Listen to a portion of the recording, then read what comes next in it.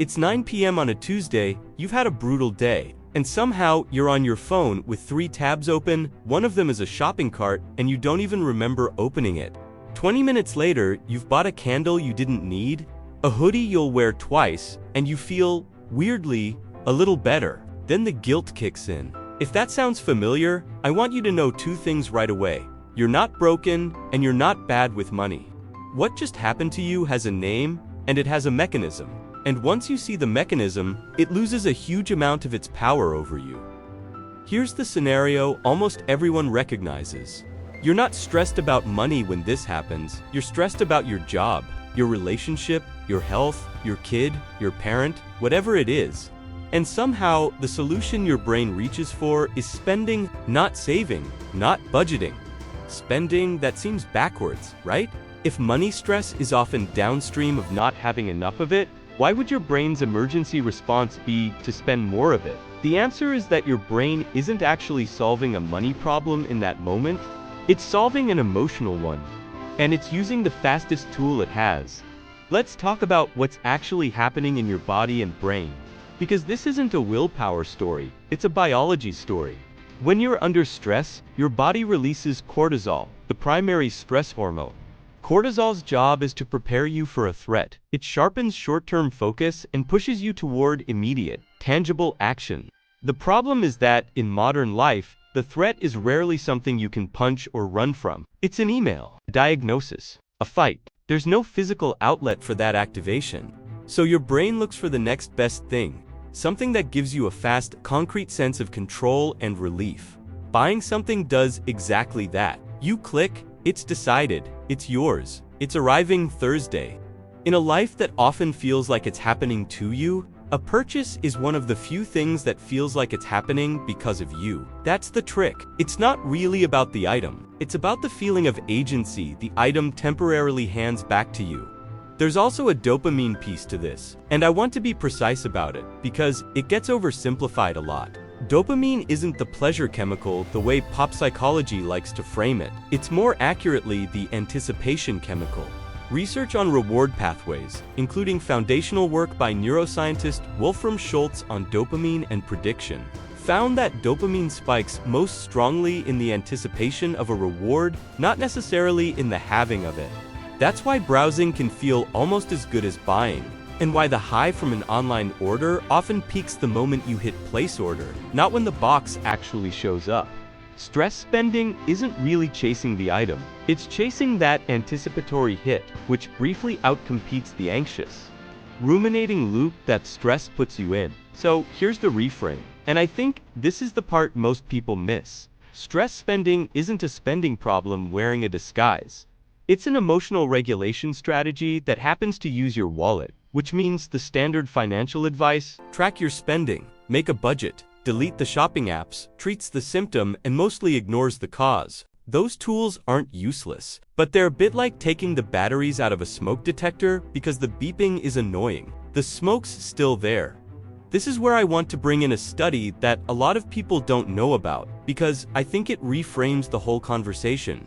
Researchers at Columbia Business School, Scott, Rick, and colleagues, in work often cited alongside the concept of retail therapy, found that sadness in particular is linked to increased spending, and that this isn't really about the sad person wanting the item more, it's tied to a subtler mechanism. Sadness lowers our sense of self-worth in the moment, and spending specifically, the act of choosing and acquiring something, restores a small sense of control and self-worth. Their experiments showed that even just giving people a sense of agency in an unrelated task reduced the urge to spend afterward. In other words, the spending wasn't really about wanting stuff. It was about wanting to feel like a person who gets to decide things. That single finding, I think, quietly explains a huge amount of financial behavior that looks irrational on the surface. The impulse buy after a bad performance review, the online cart during a breakup, the "I deserve this" purchase after a week where you didn't get to make a single decision that felt like yours. It's not that you don't understand math. It's that math was never the thing being solved for. Now here's the counterintuitive part, and this is the piece I really want you to sit with. Because the instinct, once you understand this, is to think, okay, so I need to white knuckle through the urge and just not spend. But suppressing an emotional regulation strategy without replacing it usually just delays the spending or redirects it somewhere else. Stress eating, doom scrolling, or an even bigger purchase later when the pressure's built up more. The actual leverage point isn't the moment you're reaching for your card. It's addressing the thing underneath it, the sense of low control. So, instead of only building a spending firewall, build a decision-making outlet that has nothing to do with money. This can be almost embarrassingly small. Reorganizing one drawer, choosing what to cook for dinner, and actually deciding, rather than defaulting to whatever's easiest, picking a walking route. The Columbia research suggests it's the act of exercising choice, any low-stakes choice that satisfies the underlying need, not the specific choice of buying something. If you can give your brain that hit of agency somewhere that doesn't cost you anything, the pull toward the cart often weakens on its own, because you've addressed the actual demand, not just blocked the usual supply. Practically. Here's what I'd actually do. First, when you notice you're shopping, don't shame yourself out of it. That just adds another negative emotion to the pile, which, ironically, can trigger more of the same behavior. Instead, just name it. I'm not actually shopping right now. I'm trying to feel in control of something. Naming it alone creates a tiny bit of distance between the urge and the action. Second, build yourself a short list in advance of small, free, or nearly free acts of agency you can reach for in that moment. Because in the moment, your prefrontal cortex, the planning part of your brain, is not going to want to generate a creative list from scratch. It's already taxed. Third, if you do still want to buy something, try a genuinely simple 24-hour rule, not as a punishment, but as a way to separate the emotional spike from the purchase decision. So you're buying because you actually want the item, not because you wanted the click. And I want to be honest with you about the limits of all this. This isn't about never treating yourself, and it's not about achieving some monk-like immunity to emotional spending. The goal isn't zero. The goal is noticing the pattern early enough that it's a choice, instead of an autopilot response, and building in cheaper, faster ways to meet the actual need. A sense of control, so money doesn't have to do all that.